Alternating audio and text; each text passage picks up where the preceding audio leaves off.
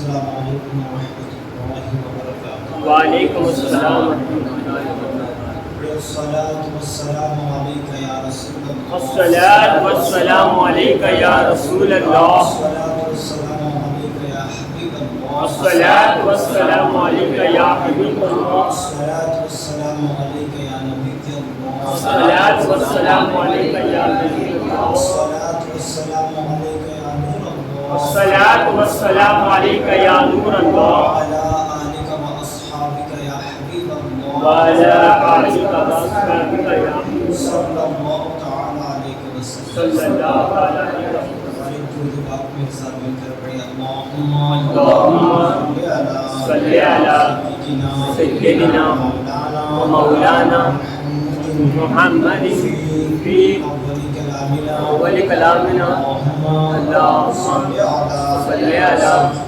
سیدنا و مولانا محمد فی اوسط کلامنا،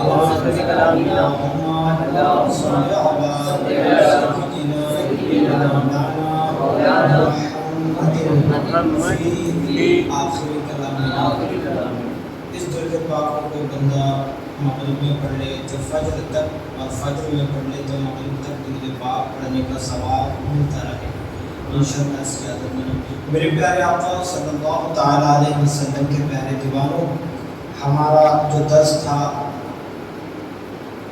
جماعت کے ساتھ نماز پڑھنے کا ثواب کیا ہے، اس کی فضیلت کیا ہے، آئیے اور ایک حدیث مبارکہ انشاءاللہ جماعت کے حوالے سے پڑھنے کے لیے ہم سعادت اور سننے کی سعادت حاصل کریں گے۔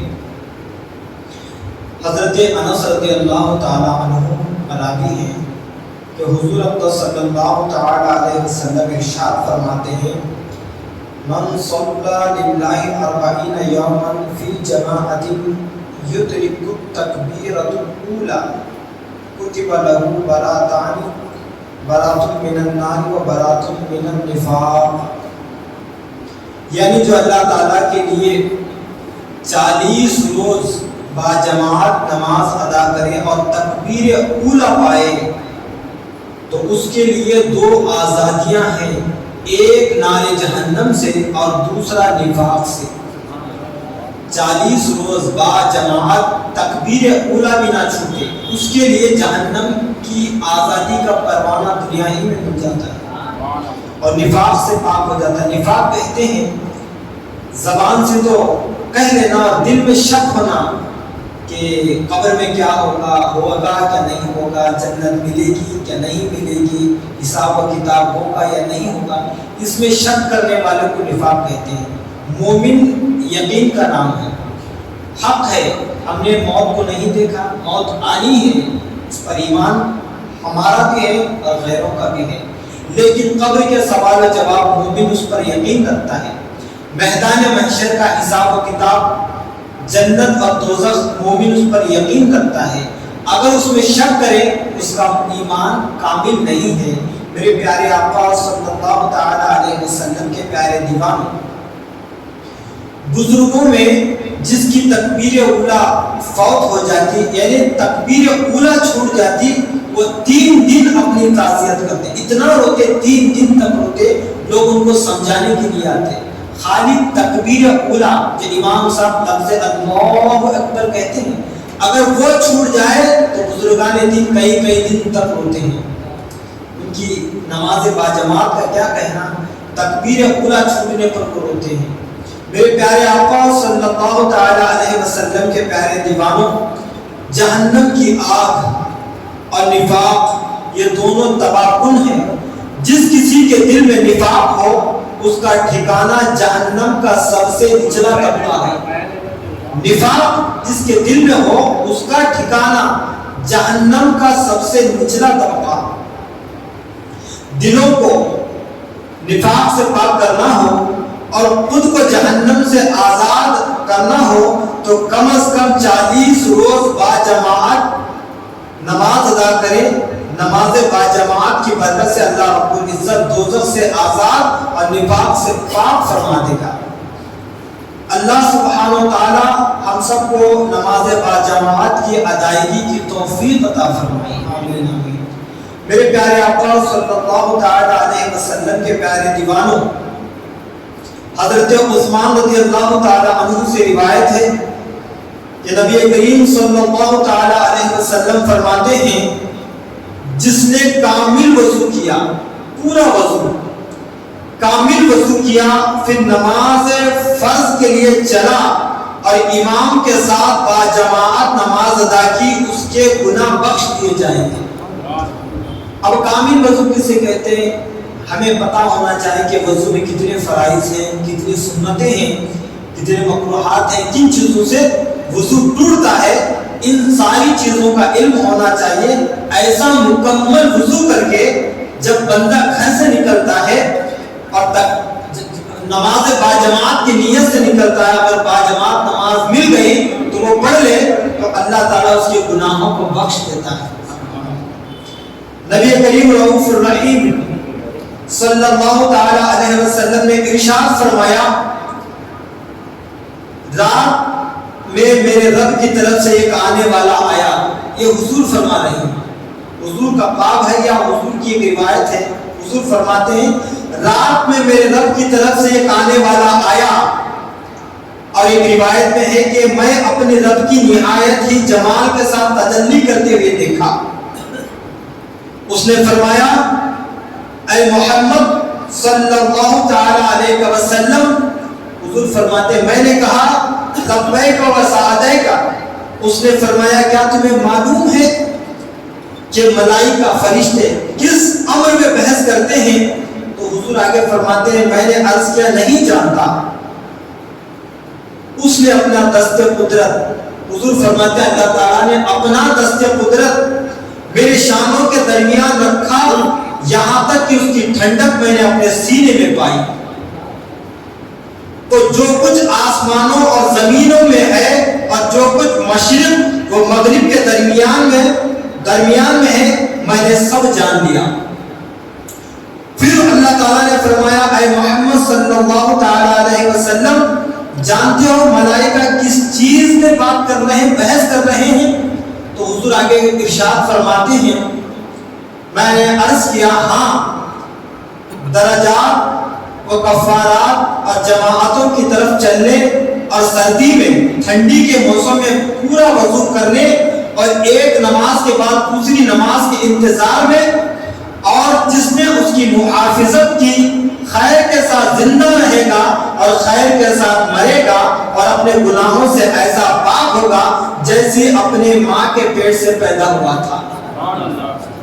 ٹھنڈ کے موسم میں، ٹھنڈ کے دنوں میں پورا وضو کرنے والا اور اپنی نمازوں کی حفاظت کرنے والا ایسا گناہوں سے پاک ہو جائے گا جیسے ماں کے پیٹ سے پیدا ہونے والا بچہ۔ اب بچہ ماں کے پیٹ سے پیدا ہو تو وہ کیا گناہ کر سکے گا؟ کیا وہ گناہ گار رہے گا؟ پاک و صاف رہے گا، اس کے نام اعمال میں نہ گناہ ہوگا نہ نیکیاں ہوں گی، وہ پاک و صاف ہوگا۔ میرے پیارے آقا صلی اللہ تعالی علیہ وسلم کے پیارے دیوانوں، بعض صحائف میں رب تعالیٰ کا فرمان ہے کہ میری زمین پر میرے گھر مسجدیں ہیں، اور جو مسجدوں میں نماز ادا کرنے والے اور انہیں آباد رکھنے والے ہیں وہ میری زیارت کرنے والے ہیں۔ تو بشارت ہو ایسے شخص کو جو اپنے گھر سے پاک و صاف ہو کر میری زیارت کو آئے اور باجماعت نماز ادا کرے۔ تو بندہ پاک و صاف ہو کر اللہ کے گھر میں آتا ہے، گویا کہ وہ اللہ کا دیدار کرنے آتا ہے۔ اللہ تعالیٰ فرماتا ہے وہ میری زیارت کے لیے آتا ہے۔ ایسے شخص کے لیے بشارت ہو۔ میرے پیارے آقا صلی اللہ تعالی علیہ وسلم کے پیارے دیوانوں، نماز باجماعت کی وجہ سے گناہ تو معاف ہوتے ہی ہیں، مگر کرم بالائے کرم یہ ہے کہ اگر کوئی شخص نماز باجماعت ادا کرنے کے لیے مسجد جاتا ہے تو گویا وہ اللہ رب العزت کی زیارت کو جاتا ہے۔ کہاں ہم اور کہاں وہ خالق کائنات، لیکن اس کا کرم تو دیکھیے، وہ اپنا مہمان بھی بنا رہا ہے اور اپنی زیارت کا ثواب بھی عطا فرما رہا ہے۔ اور ایک بار نہیں بلکہ دن میں 5 بار، کاش ہم اللہ تعالیٰ کی دعوت پر لبیک کہتے ہوئے دن میں 5 بار نماز باجماعت کی ادائیگی کے لیے کوشش کرتے تو اللہ تعالیٰ یہ ثواب سے ہمیں مالا مال فرماتا۔ احیاء العلوم میں ہے جو شخص باجماعت نماز ادا کرتا ہے اس کا سینہ عبادت سے منور ہو جاتا ہے، اس کا سینہ عبادت سے منور ہو جاتا ہے۔ طبرانی میں ہے کہ اگر جماعت کو چھوڑنے والا جانتا، آج جو ہمیں جماعتیں چھوٹتی ہیں، نمازوں کی پابندیاں ہم سے نہیں ہو پاتی، اگر جماعت چھوڑنے والا جانتا کہ باجماعت نماز ادا کرنے والے کے لیے کیا اجر ہے تو اپنے وجود کو گھسیٹتے ہوئے مسجد تک لے جاتا۔ نماز کا ثواب کیا ہے باجماعت کا اگر بندہ جان لے، اگر اس کے ہاتھ پاؤں کام نہیں کر رہے ہیں، اگر اسے ثواب کا اجر کا ثواب معلوم ہو جائے کتنا ثواب ملتا ہے تو اپنے بدن کو زمین پر گھسیٹتے ہوئے مسجد تک آئے گا۔ لیکن ہمیں اس کی اہمیت نہیں معلوم، لیکن مرنے کے بعد تو ضرور ہمیں دکھائی جائے گی۔ میرے پیارے آقا صلی اللہ تعالی علیہ وسلم کے پیارے دیوانوں، اللہ سے دعا کریں کہ جی اللہ کی بارگاہ میں ہمیں باجماعت نماز ادا کرنے کے اللہ ہم سب کو توفیق عطا فرمائے۔ ام المومنین حضرت عائشہ صدیقہ رضی اللہ تعالی عنہا فرماتی ہیں کہ دائنی جانب یہ جو جماعت کھڑی رہتی ہے امام کے سائیڈ سیدھی جانب جماعت میں شامل ہونے والے پر اللہ تعالیٰ اور فرشتے صلات پڑھتے ہیں، یعنی اس کی خاص رحمتیں بھیجتے ہیں۔ سیدھی جانب جماعت میں کھڑے ہونے والے کے لیے ثواب بھی زیادہ ہے اور اس کے لیے خاص رحمتیں ہیں اللہ کی طرف سے بھی اور اس کے فرشتوں کی طرف سے بھی۔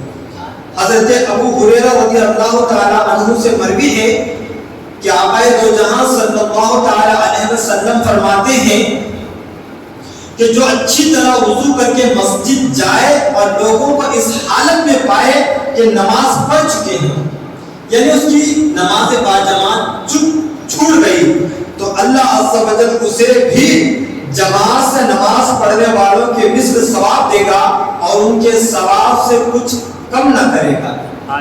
اگر بندہ نیت کر کے آئے میں جماعت کے ساتھ نماز پڑھوں گا، اگر اس کی نیت ثواب پانے کی ہے، اگر آنے تک تاخیر ہو گئی، نماز چوک گئی جماعت، اللہ تعالیٰ اسے بھی جماعت کا ثواب عطا فرمائے گا۔ میرے پیارے آقا صلی اللہ تعالی علیہ وسلم کے پیارے دیوانوں، آج اگر دنیا کا کوئی بڑا عہدیدار سرمایہ دار ہم کو سلام کرے تو ہم خوشیوں سے مچل جاتے ہیں، لیکن میرے آقا صلی اللہ تعالی علیہ وسلم ارشاد فرماتے ہیں جماعت سے نماز پڑھنے والا اگر امام کے دائنی جانب سیدھی جانب ہو تو اس پر اللہ جل جلالہ اور اس کے فرشتے صلات پڑھتے ہیں۔ اور اس حدیث پاک سے یہ بھی معلوم ہوا اگر اس نیت سے بندہ گھر سے نکلا کہ جماعت میں شریک ہو جاؤں لیکن جماعت نہ پا سکا تو اللہ تعالیٰ اسے بھی جماعت کا ثواب عطا فرمائے گا۔ اعمال کا دار و مدار نیتوں پر ہے، ہمیں اپنی نیت پر غور کرنا چاہیے۔ میرے پیارے آقا صلی اللہ تعالی علیہ وسلم کے پیارے دیوانوں، تاجدار کائنات صلی اللہ تعالی علیہ وسلم نے ارشاد فرمایا مرد کی نماز مرد کے ساتھ اکیلے پڑھنے سے بہتر ہے، اور جو زیادہ ہو یعنی جس قدر جماعت میں نمازی زیادہ ہو وہ اللہ کو زیادہ پسند ہے۔ یعنی دو بندے ہیں الگ الگ نماز پڑھ رہے ہیں، اگر ایک امامت کرے دوسرا اس کے ساتھ نماز پڑھے تو اللہ کو یہ بہت پسند ہے، اور تنہا نماز پڑھے تو اسے ثواب زیادہ ہے، مرد جماعت کے ساتھ نماز پڑھے تو ثواب زیادہ ہے۔ جتنی جماعت زیادہ ہوگی ثواب اتنا بڑھتا جائے گا، عورت جتنا تنہا نماز اکیلے میں اپنے گھر کے کمرے میں اندر پڑھے گی تو اسے اتنا زیادہ ثواب ہوگا، کیونکہ اس کے پردے کا بہت لحاظ ہے، اس کی بڑی برکتیں ہیں۔ حضرت قباس بن اشیم لیثی رضی اللہ تعالیٰ سے روایت ہے سرکار صلی اللہ تعالیٰ علیہ وسلم نے ارشاد فرمایا دو آدمیوں کی ایک ساتھ نماز کے ان میں سے ایک اپنے ساتھی کی امامت کرے، اللہ کے نزدیک ان چار آدمیوں کی نماز سے بہتر ہے جو باری باری پڑھے۔ دو شخص الگ الگ، چار لوگ الگ الگ نماز پڑھ رہے ہیں، اگر دو بندے ایک امامت کرے ایک اس کے ساتھ جماعت میں شریک ہو تو چار آدمی تنہا پڑھنے سے زیادہ بہتر ہے کہ دو مل کر جماعت بنا کر نماز پڑھیں۔ اور 4 آدمیوں کی نماز جماعت سے اللہ عز و جل کے نزدیک ان 8 آدمیوں کی نماز سے بہتر ہے جو ایک بار دیگرے پڑھے، اور 8 آدمیوں کی نماز اس طرح ان میں ایک امام ہو، یہ اللہ تعالیٰ کے نزدیک زیادہ پسندیدہ ہے ان 100 آدمیوں کی نماز سے جو الگ الگ پڑھ رہے ہیں۔ 8 لوگ کہیں سفر میں ہو، کہیں جا رہے ہوں، تو اس میں سے ایک امام بنائے، مل کر جماعت سے نماز پڑھے۔ 100 آدمی اکیلے نماز الگ الگ پڑھ رہے ہوں، ان سے بہتر ہے کہ 8 آدمی جماعت کے ساتھ نماز پڑھے تو 100 آدمیوں کا ثواب ان کو نصیب ہوگا۔ تو جماعت کی بڑی پابندی ہے۔ میرے پیارے آقا صلی اللہ تعالی علیہ وسلم کے پیارے دیوانوں، مذکورہ حدیث شریف سے یہ بات سمجھ میں آتی ہے کہ جتنی بڑی جماعت ملے اس میں شریک ہونے کی کوشش کرے تاکہ زیادہ ثواب بھی حاصل ہو، اور تاجدار کائنات صلی اللہ علیہ وسلم کے فرمان کی روشنی میں بہتری کی سند بھی ملے۔ البتہ اس بات کا خیال رکھنا ہے کہ وہ جماعت غلامان رسول صلی اللہ علیہ وسلم کی ہو، سنیوں کی ہو، عاشق رسولوں کی ہو۔ ایسا نہ ہو کہ کہیں بھی جماعت کے ساتھ نماز ہو رہی ہے، آپ جماعت کا ثواب پانے کی کسی کی بھی پیچھے نماز پڑھ رہے ہیں، ایسا نہیں ہو سکتا۔ جس کے دل میں حضور کا ادب ہو، احترام ہو، تعظیم ہو، ایسا امام ہو، اس کے پیچھے اگر نماز پڑھیں گے تو ثواب ملے گا۔